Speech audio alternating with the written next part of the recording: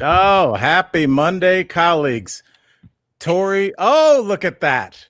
Look. I got to get closer to the screen to see this dog. Who is this?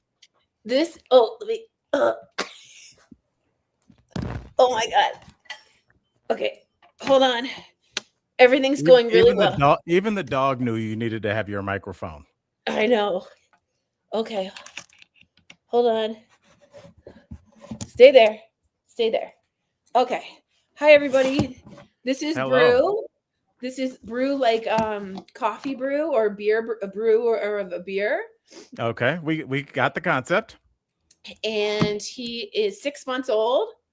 Really? He And looks like he is like he should be on a porch I know somewhere. he looks like an older man, like an old salted man, but he's just got flecks of white all over him. But he's Oh. six months old, and he was found on the streets of Cleveland, Texas, where a lot of strays are. And now he's going to find a perfect home and family. So if any of you are out in Denver and are looking for a perfect family dog, he's amazing, doesn't make a sound, loves kids, loves dogs, loves cats, loves everybody, sleeps with you. Mwah. He's wonderful. If anybody's looking for a dog, please let us know. It is from Up, Pup, and Away. So that's the Tori, I organization. I usually have a lot of jokes. I am in love with that dog. Oh my god.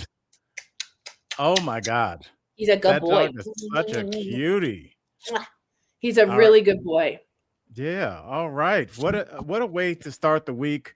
Brew is chilling, and, Brew's the kinda dog that my dog Layla is like. Layla does not bark. I kinda like non-barkers, no shade. No, I but I just don't love it's a barkers either. barking is a lot. I think, just the way my brain works, if I'm thinking about something and like the dog starts barking at the microwave or something, then it throws me off. I'm like, why is he doing that? And then like, I just like a nice, chill, quiet dog. That like, Brew's my kind of guy. Yeah, you would actually get along really well with Brew. He doesn't do anything wrong. He just sleeps, chills, goes on walks. And when he's done with his walk, he'll pull back and be like, I'm finished now. And you can't get Oh, him. You just have to walk home.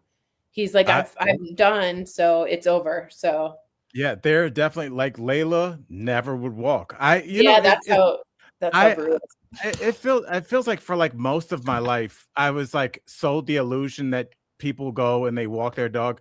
I never see people actually walking their dog. I see people standing there smoking their cig while a dog sniffs some stuff.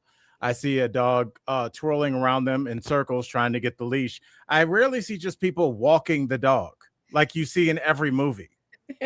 Well, this one, uh, sniffing can be really good. It's like their social media.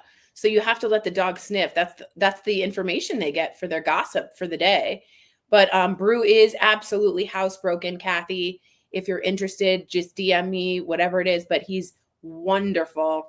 Yeah, And again, Kathy, same rules apply to every man that sees her on the internet. Just slide in those DMs if you're interested. Yeah. anybody slide on in. But also he was really emaciated, like really bad. And so his Mm, hips, you can see his little hips like right here. You can still yeah, see them, but they're coming in now. We're trying to. But yeah, if you guys know of anybody looking for a dog, please let us know. And Michael Dean is off today, you guys, but it is his birthday. So I will let him know that you guys all say happy birthday to Michael Dean. I put yeah. stuff up on our Instagram of us going out for his night. And if you guys want to go to Friends from Work show, or is it Friends Show, from Work yes. Live? Friends from Work No, it's show. Friends for Show, yes. Okay. Glad you Then you'll nailed that in at literally episode 124. Not well, even you see hyperbolic. daytime talk after dark, so I was trying to figure it out. So Yeah. so yeah, you can see us and our going out outfits, and we all look cute. Yes, we Um, had a good time. Me, you, and Sar went out. We saw former DBL producer and forever friend, our girl Karen, was battling the Big C for a while. But guess what? Karen kicked your ass, Big C. How you like them apples? She looked fantastic, and it's great to see somebody that you saw when they were really sick and yeah. you were really worried. And the reason I noticed her is you and I were talking, and I was like, "Who's that tall blonde woman playing ping pong like they were life and death stakes?" And it was Karen, and my heart just lit up. I was so happy to see her and her man Andrew. So shout out. Huge I also shout went out. out. Huge shout out. I also went out and I don't know why I can't get the picture to come up, but went out and saw my boy Bill Bellamy at the Denver Improv this weekend. We had a fantastic time just catching up. We haven't seen each other in probably 10 or 12 years. And I've said it before on the show. Bill Bellamy was my big brother when I had nothing. He took me on the road and showed me how to be a pro. And just like there is no Al without Bill. So shout There's no out. Tori, I'm going to say something. I want to share this with the colleagues because it really inspired me. We all go about our day and we have our projects, and some are projects that we just love to do, some are for work.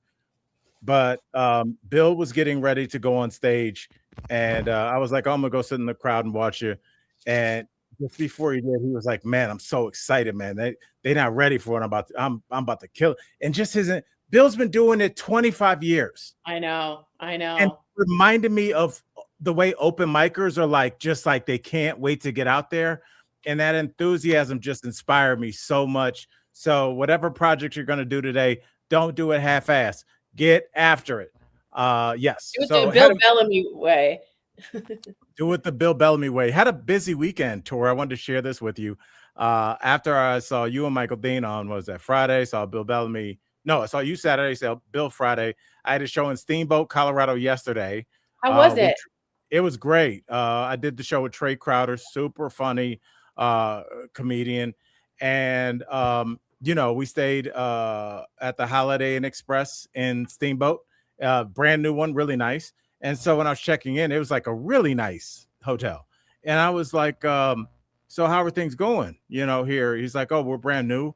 Everything's running smoothly except for the breakfast. And I was like, that was me and Sar. We didn't even say it. We were just like, that face, like, what?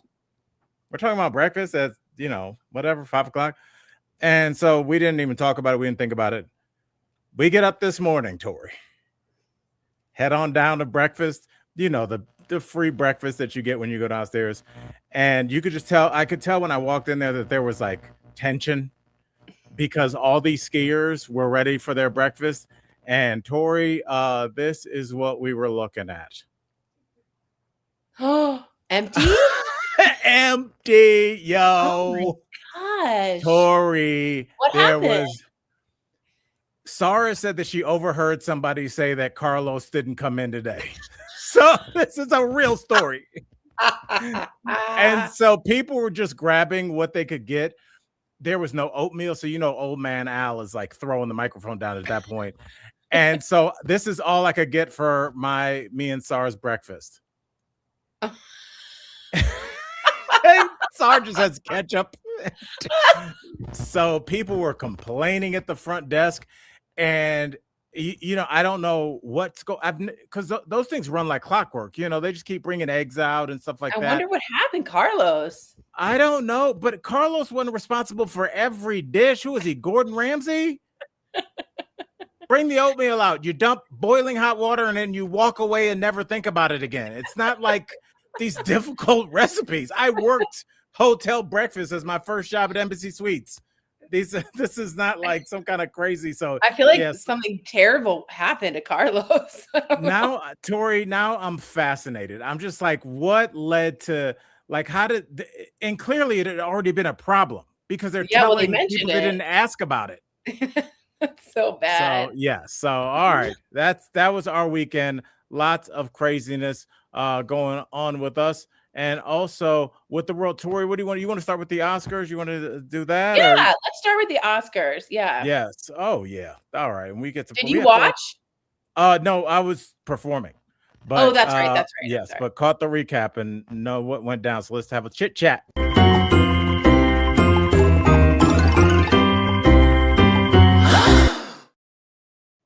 Tori.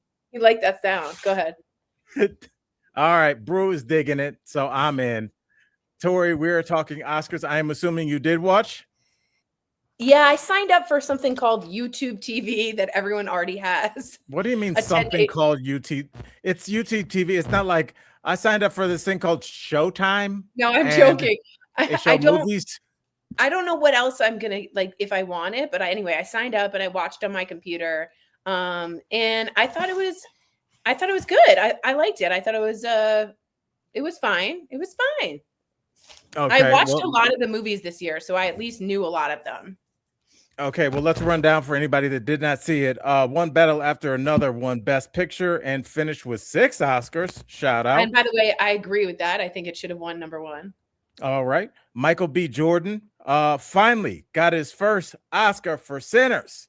Yay. Shout out to Michael B. Jordan. I know him from The Wire and Drumline, and just to see his whole career progress to this is just like unbelievable. And what a great career, scandal free, which does count because it's very easy to get tangled up in some stuff. So what a career he's had. Tori, what did you think about Conan hosting? I liked it. I usually like Conan a little bit more. I thought there were some technical difficulties, but I thought he was fine. I always like Conan. I thought his line about, did you hear about the famous line that he used? Against He said, Timothy? no, he said, for the first time in I think like so long, no British actor or actress is up for best actor or actress. And when asked about that, the British people said, hey, at least we arrest our pedophiles. Oh, that's great. Oh, oh, And wow. it was a great line that went really far. And I know his writer, who's a punch-up writer. I used to do stand-up with her in Los Angeles at the Comedy Store, amongst others, is Lori Kilmartin. Yeah, I know Lori, yeah, everybody knows Lori. She's a great writer, great stand-up. And Conan was on Colbert talking about how Lori really helps punch up his jokes. But that one kind of hit really hard. I do have to agree with Julia. The In Memoriam was like, just Yeah. overwhelming because you were like, oh, oh my God, and Val Kilmer died, and oh my God, Diane Keaton died, and Robert Duvall and Catherine O'Hara, and Rob Reiner. You know, it was just like this really, really very beautifully done In Memoriam. And for Robert Redford, Barbara Streisand came out and sang a part of The Way We Were. I saw that. And yeah, and I just, Jane Fonda is apparently really pissed because she did 4 movies with Robert Redford, and she's like, Barbara's only done 1, so that's very Jane Fonda. But and I loved the first woman cinematographer. I thought that was really exciting. And is she the one that asked all the women in the audience to stand up? Because you helped me get here. Was that her? I don't know if that was Frances McDormand from a long time ago, or if that was she. I didn't see the whole thing, but I just thought the movies were good this year. They were really, really good. They were really good. Yeah, and I was really happy to have seen a lot of them. I really want to see Hamnet. Has anyone seen Hamnet on the colleagues? Have you seen Hamnet? I really love Jessie Buckley.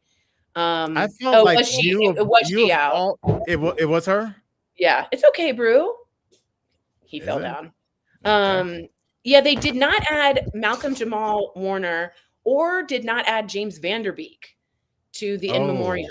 So there's always people that you're like, yeah, maybe you should have thought twice or gone over that list. But Unique Gemini saying it was she that had everyone stand up. But I just thought they were great movies. Paul Thomas Anderson finally won his Oscars, and I was really happy for him. Maya Rudolph is his wife. The Bridesmaid reunion I thought was funny. So all in all, it was pretty good. Sean Penn won Best Supporting Actor. No showed it. Always. And you hear Kieran Culkin being like, Sean Penn cannot be here or doesn't want to be here, so I'll be accepting his behalf. Yeah, Sean Penn has always been remember, like, people don't talk about it. Remember when, like, Sean Penn was like in the middle of like third wheeling like a interview / hookup between El Chapo and that Mexican actress? Yeah, he was handling our foreign policy affairs. Yeah, it was very strange. Very strange. Yeah. What's his name? Dennis Rodman was handling our North Korea situation for a while. I'll tell you this. I might take old Dennis right now because we don't have any beef with North Korea. I mean, say what you want. Kim Jong likes his basketball players. What a strange world we used to live in, and now it's just like scary. It's very scary. It just used to be kind of like silly, weird stuff, and now it's just like, oh, I don't think any of these people are stable. So yeah. I don't know. All right. Well, Tori, by the way, was there anything that you thought was snubbed? Do you think like should have gotten more attention? I did. There were a couple. I agree with Christina right here. The bridesmaids thing went on like really, really long, and it was okay. It was funny. I thought it was funny, but they did cut off a lot of people in a way that was like not great. Like someone Yeah, was talking and the mic just like went down. And the guy who won best song, which is the K-pop Demon Hunters song Golden, like he was jumping up and down, like waving to try and stop the lights. And like he had something very important to say. right. And they did not let him speak. So, you know, it would have been nice to hear allow them to have their moment, but they really cut that off pretty quickly. I thought it was interesting. They had Misty Copeland on, the ballet dancer, of course, right in the middle of Sinners during the song and dance part. And Timothy Chalamet was, the camera angle went to Timothy Chalamet because he doesn't like ballet or opera. He looked terrible, by the way. He Yeah. looked like Kevin from the Backstreet Boys. He looked ridiculously stupid. Well, Um, did you but think it was one too many Chalamet jokes last night? Because I heard just like a montage of them. look, he was stupid and he stepped in it, and he's supposed to be someone from the arts, and he made fun of two huge parts of the arts. And I just think you got to take your comeuppance, if that's the word. I think it is. My only quibble with that is we live in a world of you know platitudes like speak your truth, girl, speak your truth, man. But when people do, you're not obligated to like ballet or opera. Is it a strange comment? Absolutely. Is it probably not a smart comment? Absolutely. But when we ask people to speak honestly in interviews and they do and they get killed, we're then just kind of setting ourselves up for a lifetime of just like it was a pleasure working with Tori. She's an absolute phenomenon. I And agree. you know, I I kind of agree. like when somebody's like, I ain't like that. I'm like, No, no, okay. but Al, I agree with you. If he had said, I don't like the ballet, I don't like opera, that's one thing. But he was like, nobody goes to the ballet and nobody likes the opera. And That's a you're like, problem. No. I tried to get your back, bro. It didn't work. It's yeah, and you so don't want now to like be. the New York Times Magazine was like, how Timothy lost the Oscar. Like now it's its own thing. Like he stepped in it terribly. And for some reason on that one day, that news cycle, it just got more and more viral, Right. and it just wouldn't go, it just hasn't gone away. So Yeah. and he's There French, and he should appreciate the ballet and opera. I mean, he's an artist, and it was just, I think Nathan Lane said it best when he was like, how, I don't remember, but it was just like how privileged and how unnecessary it was to do that. But yeah. And yeah, we're all talking about the weather here. Just so you guys know, it's like 74 here, and it was snowing last night really bad. So we're all over the place. We are all over yes. the place. Yeah, So we were driving to Colorado Springs during that time. And I say we, I mean Colorado Springs, Steamboat, Colorado. The weather was really, really bad, especially when we first left. And it's just like I think it's at first I'm jealous because I look over and SAR is in a coma that is ready for any outpatient surgery, and it coming and going. So it's just a side. She'll turn on her podcast. That's like something I wouldn't normally listen to. She's out cold, but so now I you're can tell. Now I can tell you everything about Love Is Blind. I listened to two full 40-minute interviews because it was on her phone, so I couldn't stop it. So I was like, I guess I'm going to get into it. oh So my, yeah, so we made it I back. But heard yeah, it's bad. I the heard it's not weather. good this What the season. Love Is Blind? I think we're starting to. It's kind of starting to mirror what women are complaining about in society. I'm not in the dating world, so I can't say who's right and who's wrong. But a lot of my homegirls, you included, have just said that there's a lack of eligible men. And the people I know personally, this might sound like a dig, but it's actually really you don't have these weird, super high standards. Like I need him to be, if it's not six figures, don't come. Not it's nothing like that. Like y'all are just like, I just want like a normal dude. And I feel like the women on the show, one woman was a doctor, and the guy that she was paired up with goes, I'm not feeling you. The girls I usually date are like ballet dancers and do Pilates all day, and you're just not it. And everybody was like, they went to her crib like she is a doctor. And I'm like, what are you doing, dog? What are you? The other chick was like a Latina chick. She was very pretty, and like her dude like wouldn't touch her. It was just this weird. There's a lot of weirdness going on with men. I guess I can say young men because I'm not one anymore. And I'm just saying that that's what I've heard from a number of my close female friends whose opinions have been vetted, and just they all kind of say the same thing, even though they don't know each other. They're saying there's a weirdness going on with men, and we see that with the incel stuff and the looks maxing. Have you seen all this? Did I show you that, like, the new guy that all the kids are following? He's like a looks maxer. Do you know what that is? I don't know what a looks maxer is. Oh, colleagues, let me tell y'all. Um, you would know if you were anywhere between probably 13 and 28. But looks maxers are like these guys that, remember, like 5 years ago, 10 years ago, when women were doing like those contour videos on YouTube, like trying to get the chiseled jawline and stuff. Yeah. That's what dudes are doing now, only he's hitting his face with a small hammer to create microfractures to make his name is clavicular. Yeah, I gotta look up Tori. He is one of the biggest people on TikTok or Instagram, if not the biggest. This is, colleagues, this isn't like some weird internet influencer. Like, this guy's famous, and it's so weird because the generation of men that are like, women, why are y'all voting, and get in the kitchen. This dude is very feminine looking. Like, he's doing videos where he's showing men how to apply makeup. But this generation of men look at him as the most masculine man. And what his platform is, why waste your time trying to sleep with a beautiful woman? Because when it's over, you've wasted your time. That resonates with this generation, Tori. So sex is wasting your time? Anything it's hard to explain. Colleagues, they hate women. I cannot put it any other way. They hate. If you look at Nick Fuentes, who is a right-wing Nazi representative who is huge. He's the guy that Kanye West was palling around with. He also, when he was confronted years ago on a podcast by a woman, has admitted that he's never had an interaction with a woman. It's a weird thing where it's not that they're. I think they can't get women.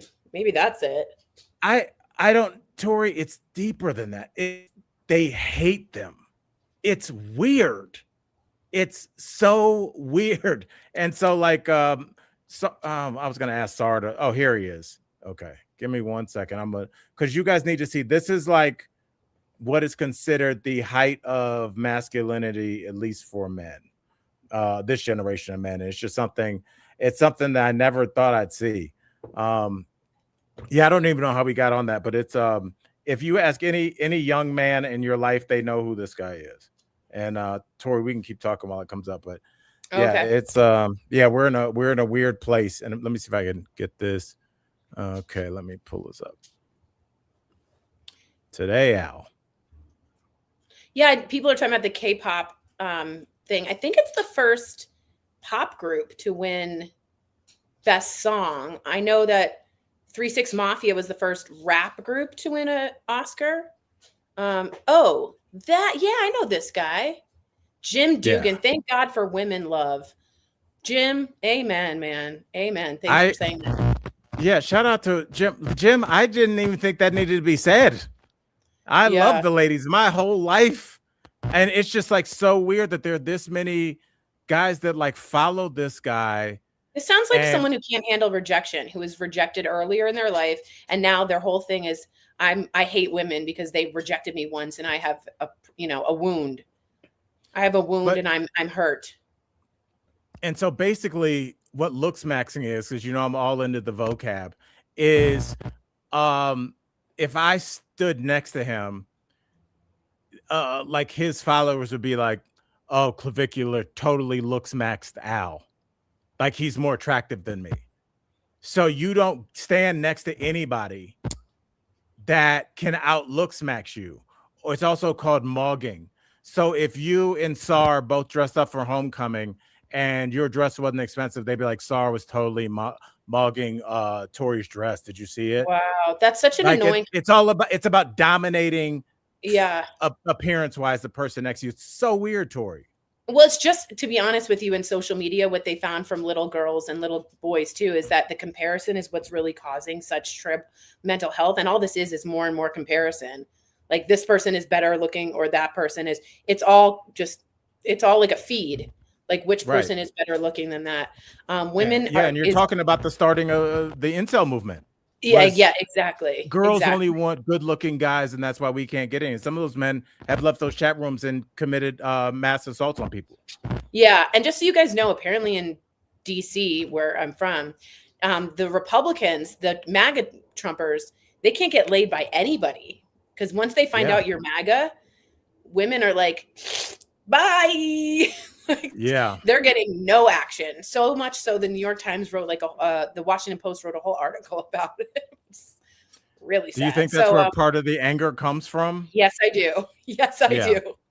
Yes, Yeah. I do. It's just hard to get that mad when you're in your refractory phase, and it's just like when you just made love to somebody, it's hard to be like, the Jews. It's like, it's just hard to like yell. You gotta like, we just need more people having a pleasant lunch with somebody they find attractive and like to spend time with.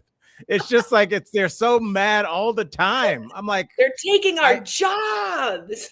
I'm like, who? You're like, dude, you're in They're Cincinnati. Yeah, it's just very we are They're in a angry. strange They're time. really angry. They're angry. Yeah. Well, speaking of angry, let's get into this because things have been going on this weekend with your country, Tori.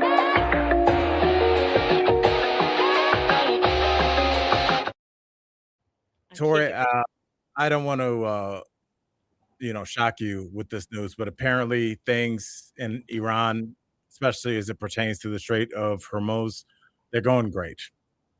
They're going great? Oh, yeah. Yeah. Tell me everything.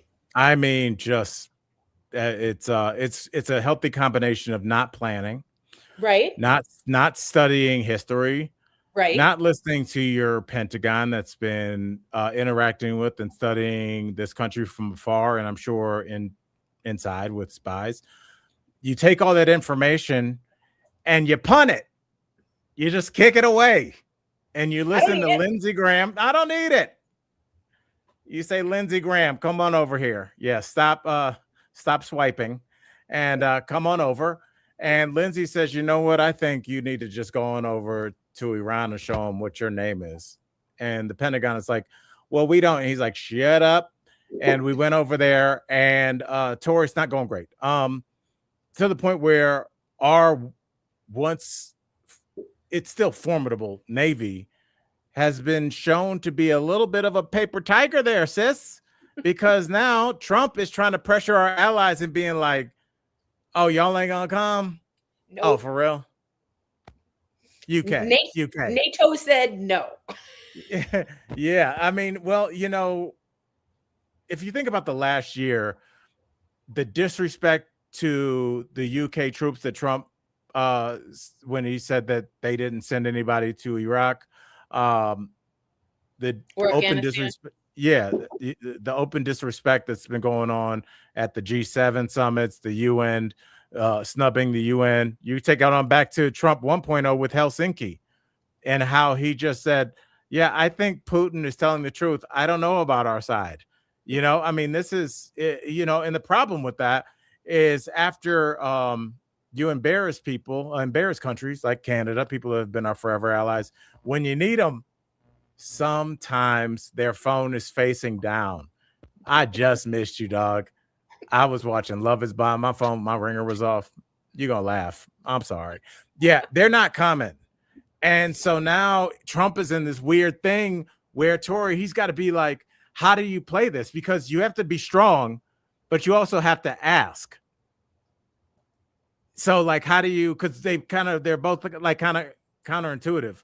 Like, I don't need you, but could you please pick me up? Thank you. Like you can't juggle that.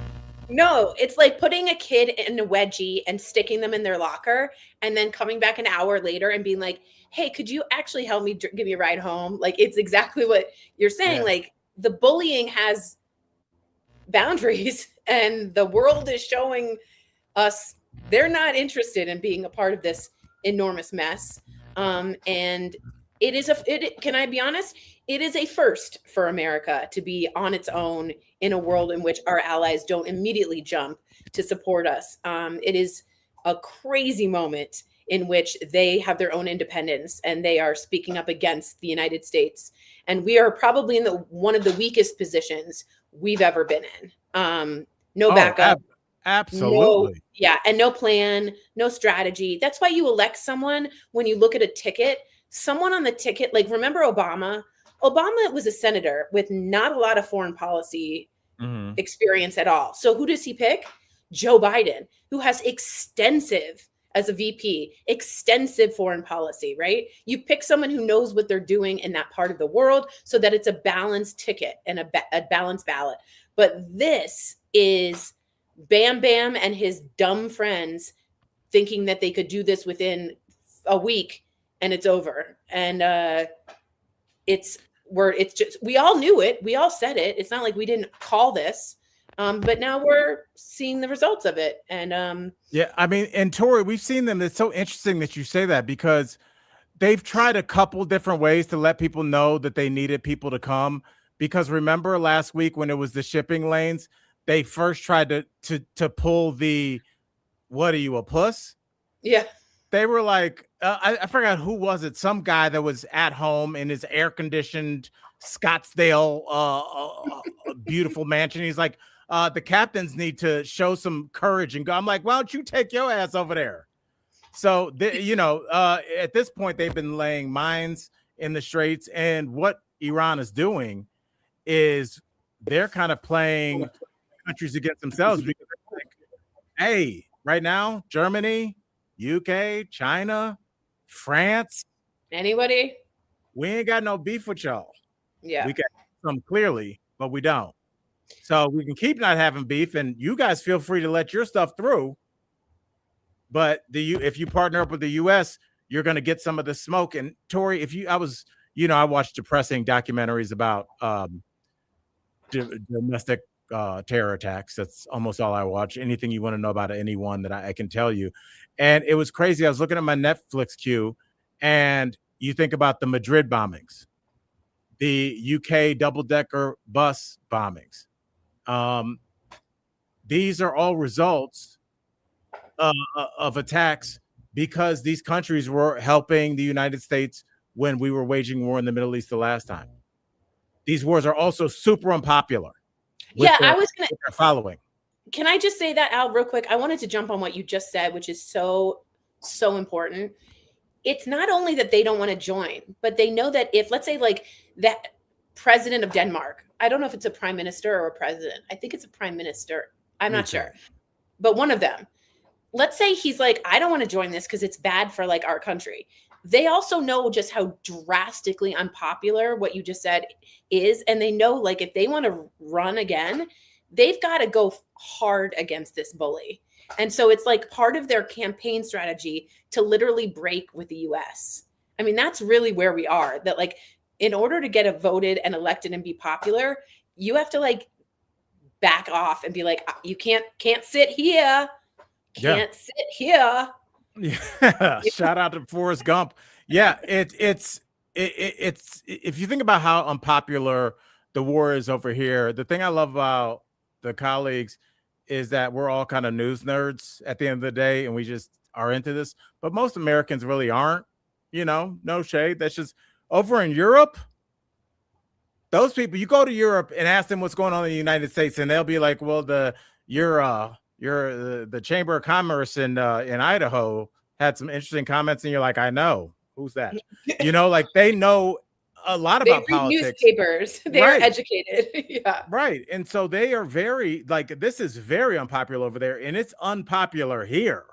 Yeah, I mean, Mark Carney's speech in Canada when he was like, "We are in fact not friendly always with the United States." It was like a Hugh Grant move from Love Actually when he like goes against Billy Bob Thornton, our American president, and everyone like stood up and like clapped. Like that's the kind of speech you need to like get your constituents behind you because it's just you're fighting the bully. Like worldwide, they're all individually being like, I'm not being put down by this bully. And everyone's like, yay. And we're all like, Right. oh, but we are. Right. Yeah. And also, like, if you think about the strategy that Iran implemented early on, is they didn't just go after Israel. They were going after U.S. embassies. They were hitting places in Bahrain. They were hitting the Gulf state region, which I was surprised. I mean, we all saw what's happening in Dubai, places that like are so dependent on not only access to oil but like tourism. tourism. Yeah, Yeah. absolutely. And like convincing rich people from around the world, come put your money here. Yeah. And like, yeah. And it doesn't seem to have rhyme or reason, like blowing up hotels that are like really luxurious for what? Like, if anyone can tell us why we're in this war, I would love to hear it. Really, it's because Israel wanted to start this war, and is what a lot of people think. I'm wondering if it's a nervous thing today. I can't figure out if I like my hair down or up. Is this fine? I'll just leave it like here. That. That's perfect. Yeah. Okay, don't touch it. Okay. You like did a weird thing where it like looks great now. I don't know. And okay. You're gonna mess with it now because your hand is shaking already. But yeah, it's you know, I think their strategy was, Tori, twofold. One is that they know that all these countries that we're talking about, whether it be Ukraine, whether it be Israel, whether it be the Gulf states, all these places, or our bases in Iraq, all that kind of stuff, those are all our weapons. And you only have so many missile defense systems to give to everybody. Yeah. And if you think about like having a handful of M&Ms, yeah, it's a lot. But after you have to hand them out to 30 people, Iran is like, how many more M&Ms you got left? Because we got a whole bunch of missiles, bro. And I think I was listening to somebody, and it was really interesting. They were saying that, you know, the Iran-Iraq war was 8 years. It was a very, it forever changed both countries. Chemical weapons were used against each other. It was awful. But that war was 8 years. These countries are used to long, drawn out engagements. And if you think about it, Iran's faced sanctions since what? The late 70s? Yeah, they've been self-sufficient almost like Cuba for our adult lifetimes. So they've learned to be creative, and they've learned to make more with less. And they're used to things being not great a lot. It's like Afghanistan. They learned how to fight in cave warfare, and no one can beat them. Napoleon couldn't do it. The Russians couldn't do it. The Americans couldn't do it because we don't fight like that in that way. I also have to say, opening up the war with bombing the wrong place, and that wrong place happened to be a elementary school, killing all those children, was not a great way to start a war in which you put trust in that. Like, the Allies have trust in you. And then they lied about it. And then they lied over and over again, and it's just a mess. And I don't know any European country or ally or any country that wants to join that mess and be like, I'm with this guy. Like, it's not working. It's a flat out war crime. And you know, yeah, it is, and it absolutely is. These older men, these men will be gone, but some of these people that are around, they're going to be around.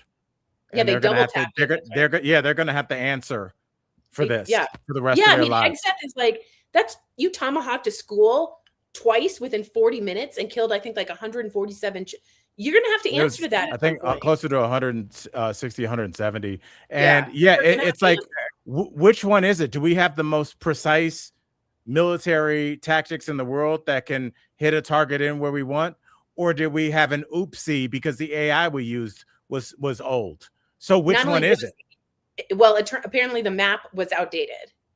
Can you imagine? Well, that's when you go to a second source. You don't just say, it's like, have you ever been to somebody's house? Like, if we're not sure if like, if this is ELC's house, you go like right before you knock, you go, are you sure? Because I don't want no dude, come to the store.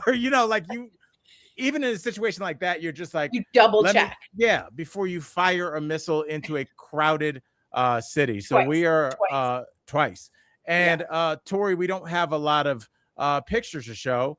And that is because there is a pretty, I would say, pretty obvious media blackout, media suppression um, taking place both in Israel and here in the United States. I've spoken around this a bunch of times with Tori. I don't know if you've actually seen it listed. Have you seen this? Not that. Take a look at You this. always show that picture. I know. I'm trying to get it off. Let's do this one.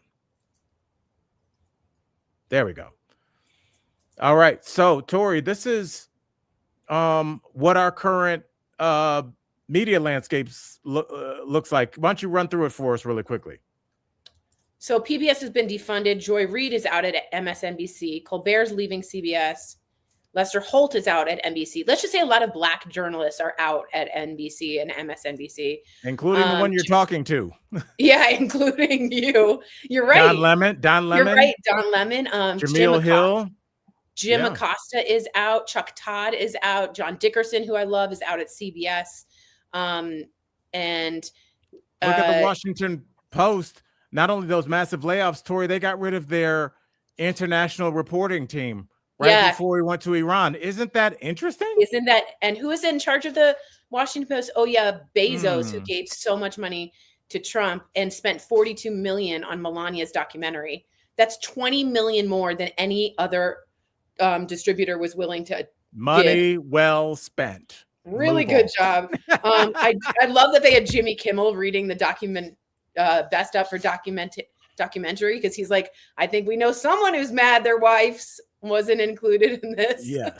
And Tori, before we get to under reforms, this was put out by the Trump team. That's why these the little blurbs about them are so hyperbolic. So why don't you read what they're saying about 60 Minutes?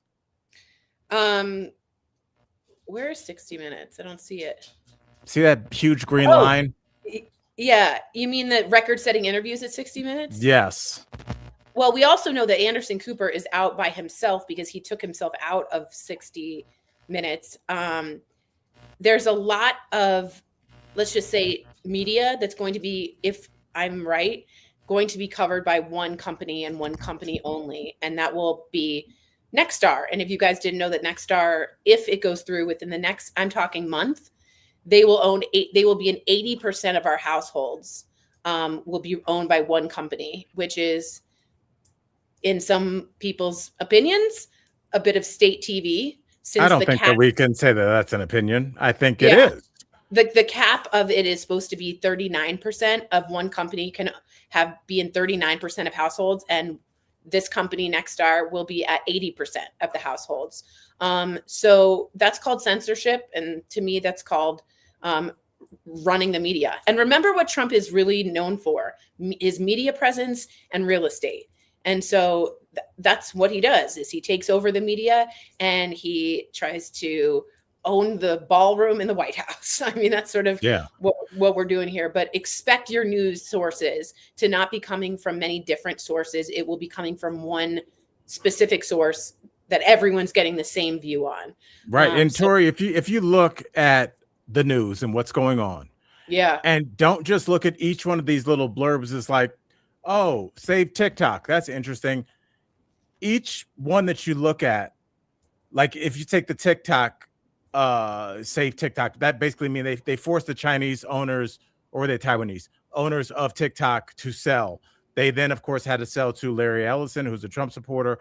And the reason that they wanted TikTok out of there is they saw how not only left and progressive it was, how young it was, but also a lot of images from Gaza leaked on TikTok. And they were like, note to self. If you look at with X, remember people used to make fun of Elon Musk on there. And this is when he was in the full throes of allegedly cocaine and ketamine addiction. And he was like, well, I'm just going to buy the whole thing. Yeah. We call that a good summer.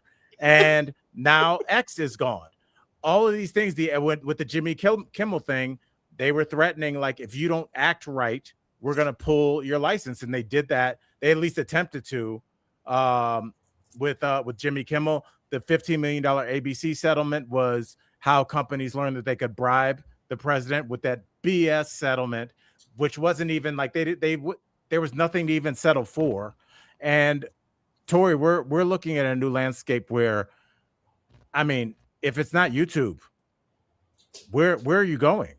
Well, guess what Netflix just did? So Netflix just bought a gazillion podcasts.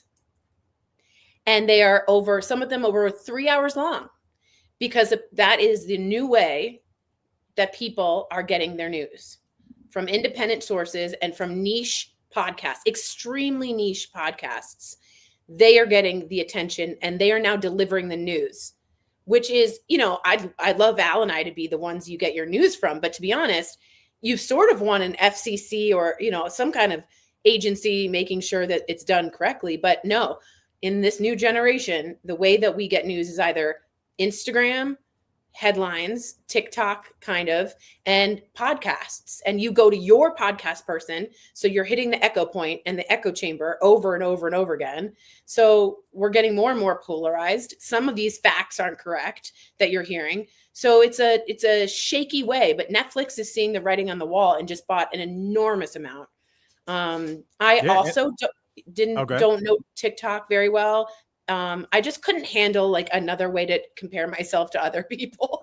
So I just didn't. But yeah, the Netflix buy was a big, big deal in how we see people getting their news from this point on.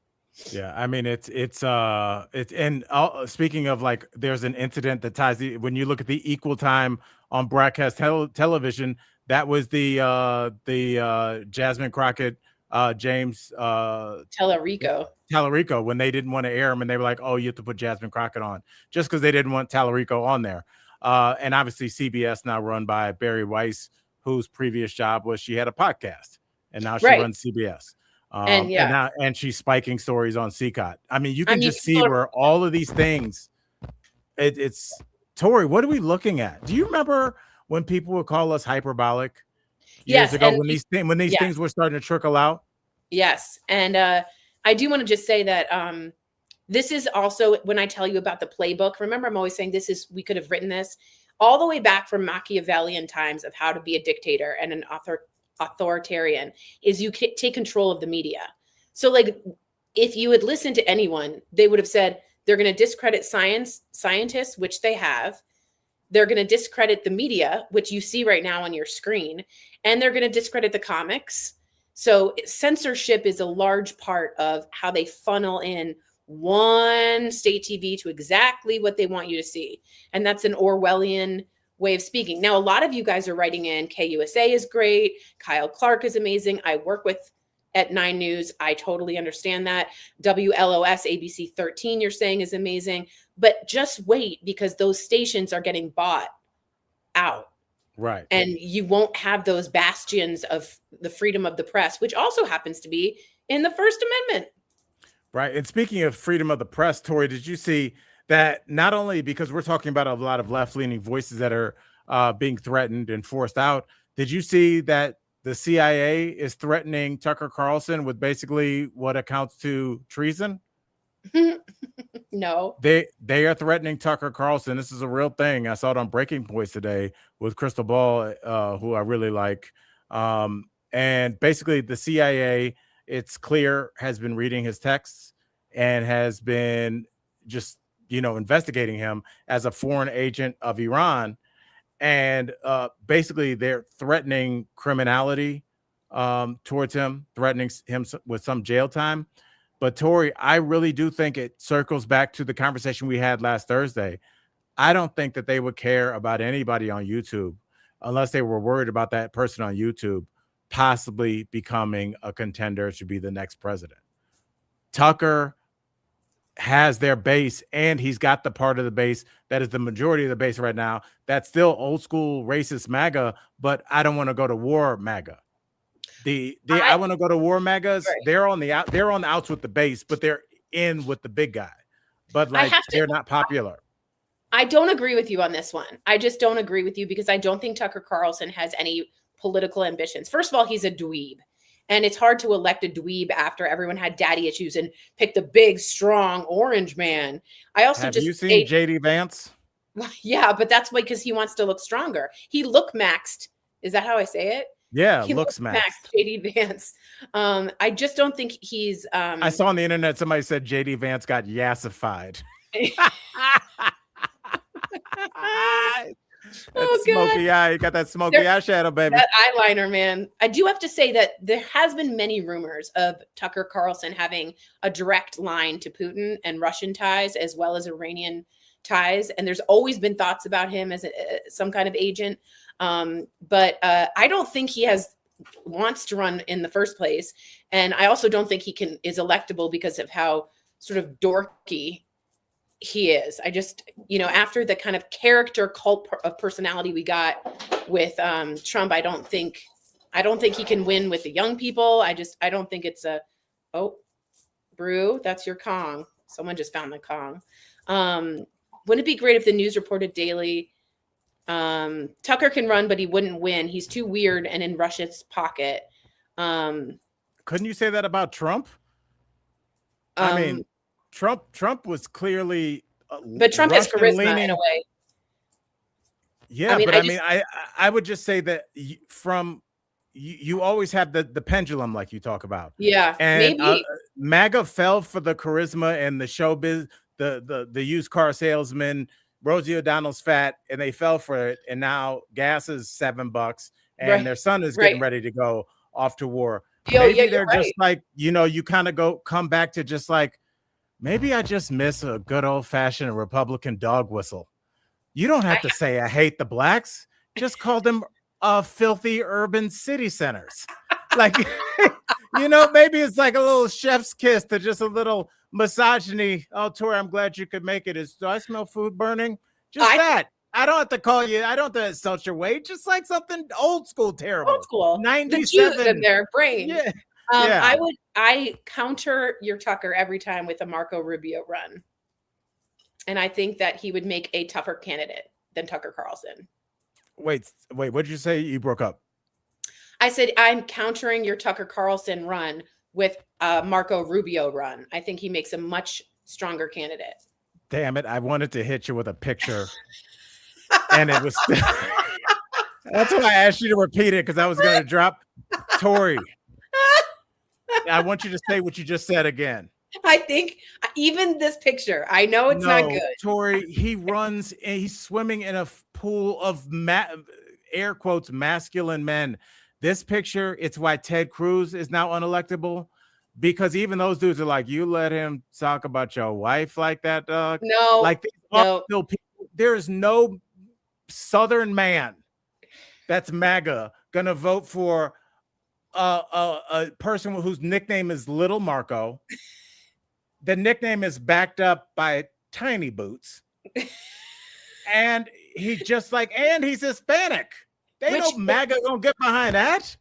Excuse me, a lot of Latinos and Latinas voted MAGA. In an enormous amount of Latino and Latinas voted MAGA this past run with Trump. I think Rubio acts tougher and can have more charisma, and also seems more moderate than the craziness that Trump came with. Ted Cruz has his Cancun runaway.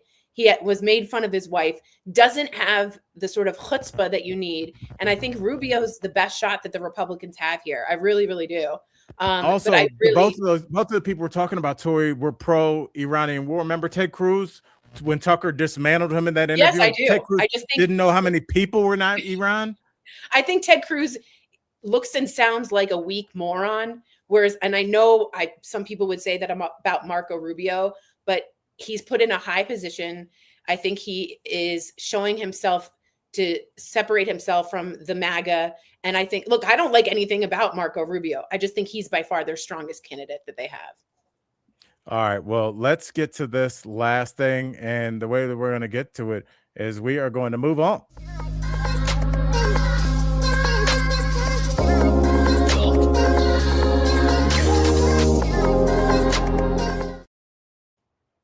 All right, Tori, we are moving on.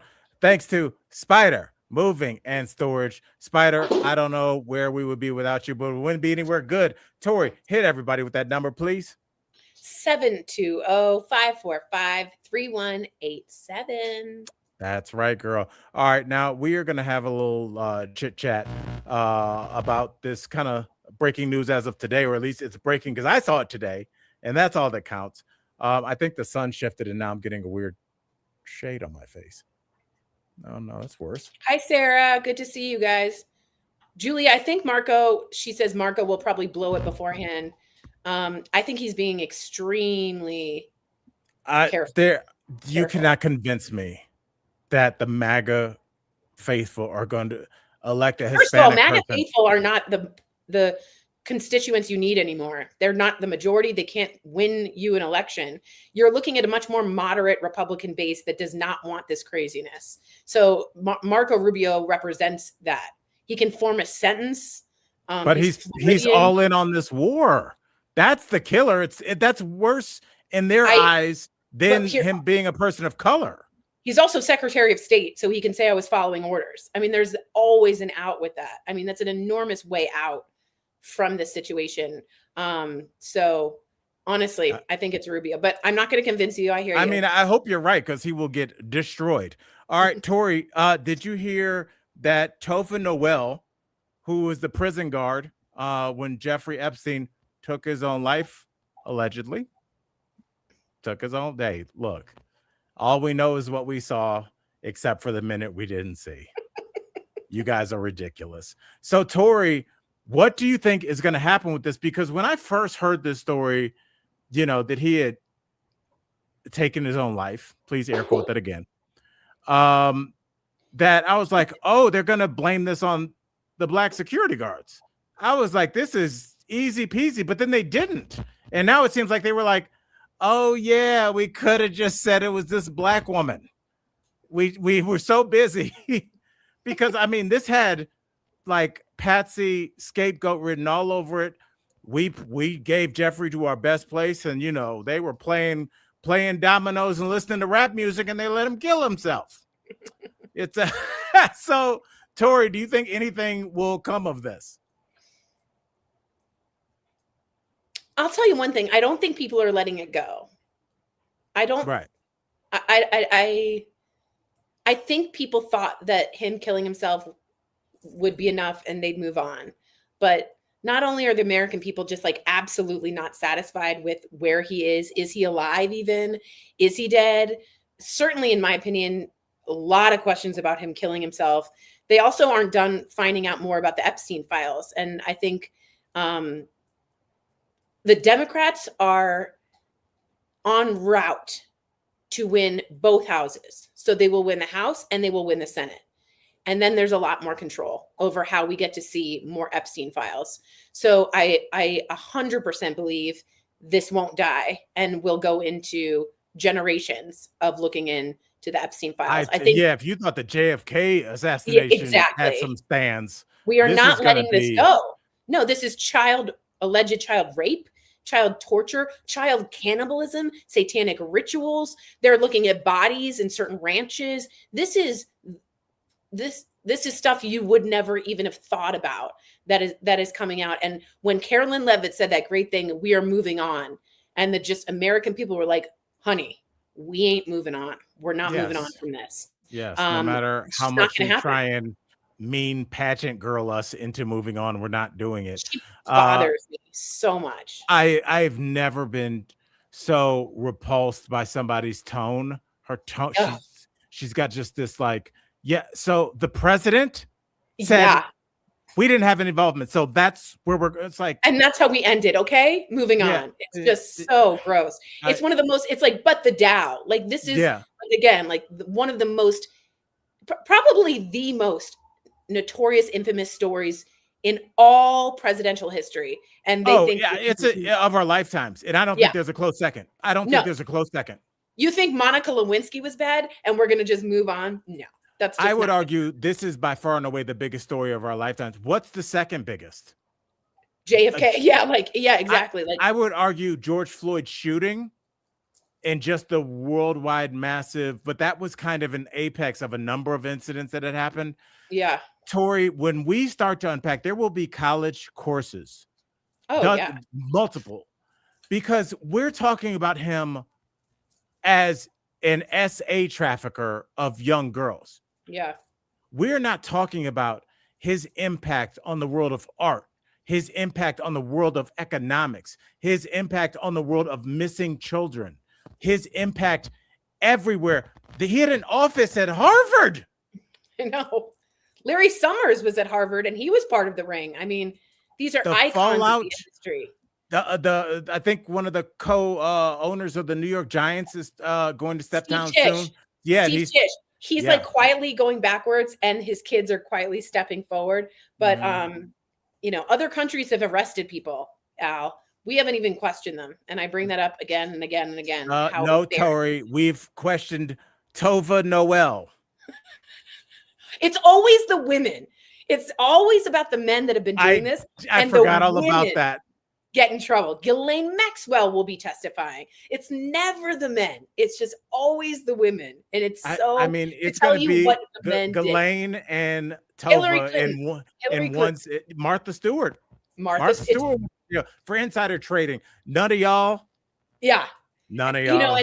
And Hillary goes, I just spent hours talking about what other men have had to do, not about me. And it's like, you might not like Hillary, but like, she is not in the Epstein files in that way. And it's like, why are we picking her and not a co-conspirator like Les Wexner? Like, why are we? It makes no sense. But Pam Bondi is getting subpoenaed for the way that she handled the Epstein files. And you're going to see more of that. You're going to be held accountable at some point. Yeah, I think Kristi Noem's going to have to come on back from the tropics of the Americas and have a little sit down as well. What is she in the Shields of America? She's the envoy to the Shield. When I heard envoy, I was like, all right, stop it. It's like an attaché. Like, you made that up. Like, that's not a thing. It's just not a thing. Yeah, Julia, it is the women and the blacks. It's always that. Yeah. And it's just constantly no white men ever being active about it. Yeah. I say it all the time. Where's the CEO of Abercrombie and Fitch? Yeah. Yeah. Where's he at? Look up what he did, colleagues. I mean, it's so corrupt that I'm not gonna continue to say this, but we're going to have to completely reconstruct or assemble something new, because whatever we at least lied to ourselves about the idea of having a legal structure is over. Yeah, it's a joke. And yes, people will still go to jail, but when the people do not believe in the system that they're living under, the people will revolt. And right now it's clear that this is why, even when you don't want to send a white guy to jail, you got to pick one. What's up, Lee Harvey Oswald? Why don't you come on over here? And he's like, I'm a patsy. They're like, shh. And like, what's up, you got to Jack get Ruby? one dude. Yeah, Jack Ruby. Just like this one guy, James Earl Ray, who shot MLK, this hobo that was like on a train, is now able to like use a long sniper. Stop it. I know. It's ridiculous. And so like, I think the people are too educated. We talk like this every day. We all are our own little nerds and finding stuff and bringing it back to the group. You can't put the wool over people's eyes like you used to. So no. We'll see. No, there's too many sleuths.